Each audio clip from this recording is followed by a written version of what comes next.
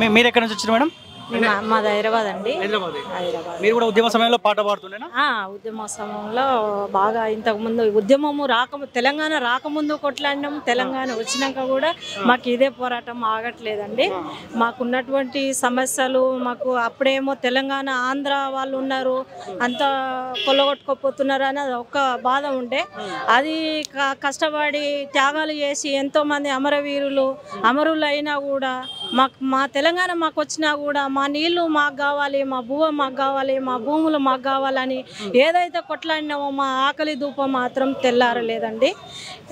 మేము ఈ తెలంగాణ కోసం మళ్ళీ మాకు ఏదైతే ఉన్నదో మేము ఏమైతే అనుకున్నామో మా ఉద్యోగాలు కానీ మా భూములు మాకు తింటందుకు పూటకింత బువ్వ కల్పించేంత ఉద్యోగమో లేకపోతే ఏదో విధంగా మాకు కల్పించాలని చెప్పి అందుకే ఈ పోరాటం మళ్ళీ మొదలు పెట్టామండి. ఇప్పుడు 10 ఏళ్ల కాలం పాటు కేసీఆర్ అధికారంలో ఉండే సాంస్కృతిక సారథి రసమై బాలకిషన్ కూడా ఉండే, ఆయనకి ఎప్పుడు కలిసే ప్రయత్నం చేయలేదా 10 ఏళ్ల కాలంలో? మేము చాలాసార్లు ప్రయత్నం చేశామండి. ఇస్తాం అని చెప్పి మమ్మల్ని అదే విధంగా తీసుకొచ్చారు.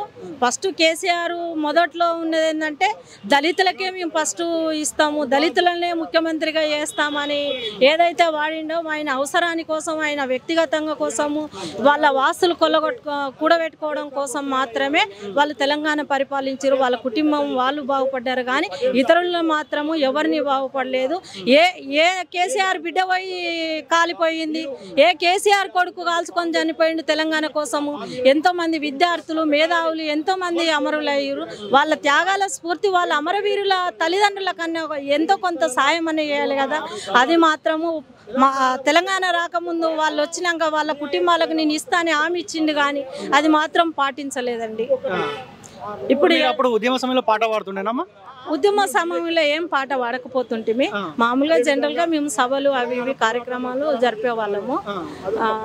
ఏడా మీటింగ్ అయితే అక్కడికి వెళ్ళి మేము సభ జరిపే వాళ్ళము కానీ పాటలు ఈ మధ్య పాడుతుంటుంటాము. మీరు పాడగలుగుతారా పాట? పాడు, ఏదైనా ఒక పాట పాడండి.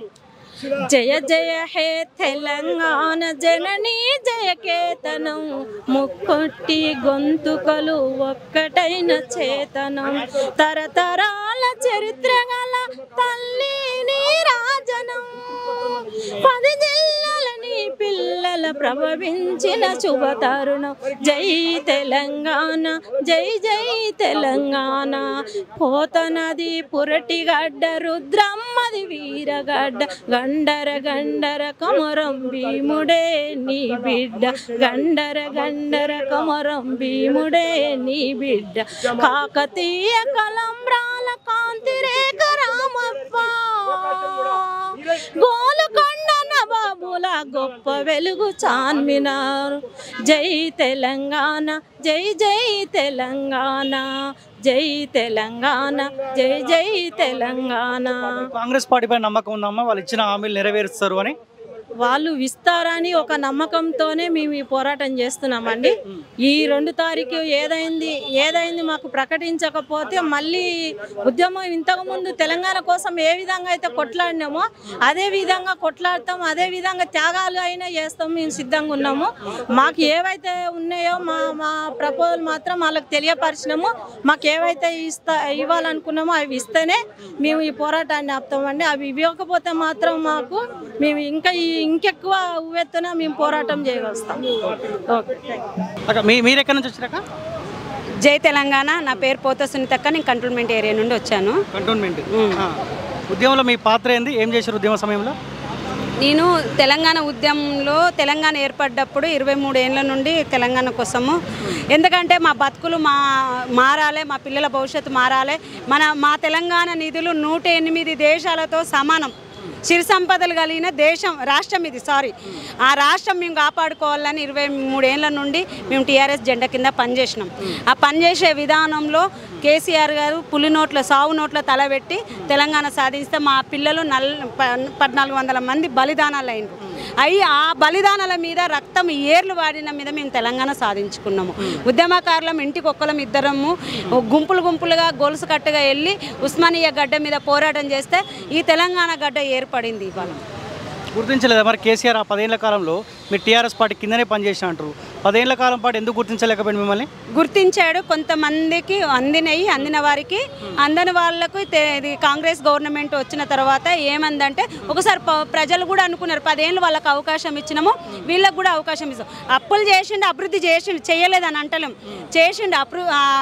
యువతి ఎక్కడ ప్రశాంతంగా ఉన్నది, ఏపీఎస్ పోయినా మంచి ఇది సహకరించారు. ఇప్పుడు పోయే పరిస్థితిలో లేదు, సహకరించలేదు. పిల్లలు డ్రగ్స్ గంజాయి మాఫియా కింద అయినరు. 30 ఏళ్ళు 40 ఏళ్ళు వచ్చిన గడ్డాల మిసాలు పెరిగి ప్రైవేట్ కాంట్రాక్ట్ కింద జాబ్ చేసిన 15,000 జాబ్ చేస్తే ఆ జాబ్ ఇవ్వాలి ఉంటుందో ఉండదో అన్న పరిస్థితిలో ఉన్నారు. అలాంటి రాష్ట్రము బయట రాష్ట్రాల నుండి వచ్చి తెలంగాణ రాష్ట్రము నాశనం చేస్తుండ్రు. అది కాపాడుకోవడానికి మేము మళ్ళీ తెలంగాణ ఉద్యమాలలో పనిచేసిన వాళ్ళకు రేవంత్ రెడ్డి అన్న ఏమన్నాడు, ఫస్టే ఆయన ఏమన్నాడంటే తెలంగాణ ఉద్యమాల్లో పనిచేసిన వాళ్ళకు 250 గజాలు జాగిస్తాము, ఐడి కార్డు ఇస్తాము, హెల్త్ కార్డు ఇస్తాము, వాళ్ళు ఇంటికో ఉద్యోగం కూడా ఇవ్వాలని మా డిమాండ్ చేసినాం. ఆ గవర్నమెంట్ ఏం చేసినా చేయకుండా నువ్వు చేస్తానని చెప్పినావు కదా, అది చెయ్యి నువ్వు అని మేము అడుగుతున్నాం. ఉద్యోగంలో పాట పాడుతుండేనా? నేను పాటలు పాడేదాన్ని. జేఏసీగా ఏర్పడ్డాము అంటే కోరస్ ఇవ్వడము, మాట్లాడము, పోవడము. ఎక్కడ ఇదైతే మమ్మల్ని నాకు శ్రీనివాస్ రెడ్డి ఓయిల కాల్పులల్లో నాకు తూట దిగింది తోడలల్లో. అయితే రేవంత్ రెడ్డి అన్న ఏమంటాడంటే మీరు ఏ జైల్లో పోయినరు, మీ ఎఫ్ఐఆర్ ఉందా? మేము భయపడ్డాం. ఎందుకంటే మా పిల్లలు మేము బతకడం, రేపు మా పిల్లలకు ఉద్యోగం వస్తారో రాదో, వీళ్ళమ్మ ఉద్యమకారులట, మరి ఈ పేరు చెప్తే ఉద్యోగం వస్తుందో రాదని భయంతో పిఎస్లలో పోయి మా పేర్లు మేము ఏదో చెప్పుకొని బతలాడి కేసులు వాపసు తీసుకొని మేము ప్రజలలో ఇప్పుడు కూడా పనిచేస్తున్నాం. ఒకవేళ అట్లాంటి కేసులు కనుక పెట్టుకుంటే మాకు ఇలాంటి పథకాలు వస్తాయంటే రోజుకు 3-4 అన్ని పిఎస్లలో పెట్టుకునేటోళ్ళం. తెలంగాణ రాష్ట్రం మొత్తం మా పేరే ఉండు. ఉద్యమంలో మీకు నచ్చిన పాట ఒకసారి పాడండి. ఏం పాట? ఏదైనా ఒకటి మీకు నచ్చిన పాట, మీకు వచ్చిన పాట పాడండి.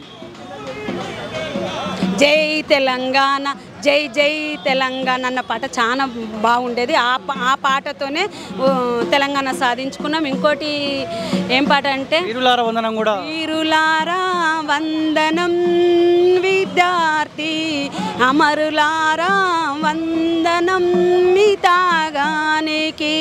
ఆ పాటతోని మేము గజ్జగట్టి ఆటపాట పాడి దప్పుతోని ప్రతి గల్లీ నుండి ఢిల్లీ దాకా పోరాటం చేసినాం కాబట్టి ఇలా తెలంగాణ సాధించుకున్నాం. ఇప్పుడు ఏం పని చేస్తుంటారమ్మా మరి? అంటే ఉద్యమ సమయంలో పాటలు పాడారు, గజ్జగట్టారు, ఆట ఆడినారు. ఇప్పుడు మీకు ఉపాధి ఎట్లా మరి? ఏం పని చేస్తూ ఉన్నారు అన్న?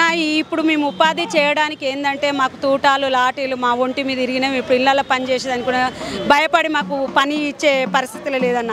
ఏడన్నా పని చేసుకున్నామని అంటే కూడా ఆ పని చేసుకున్నంత చేతనైతే లేదు. ఎందుకంటే 30 ఏళ్ళు రాకముందుకి 60 ఏళ్ళు అయినట్టు మా జీవితం అంతా ఉద్యమాలకే పోయింది.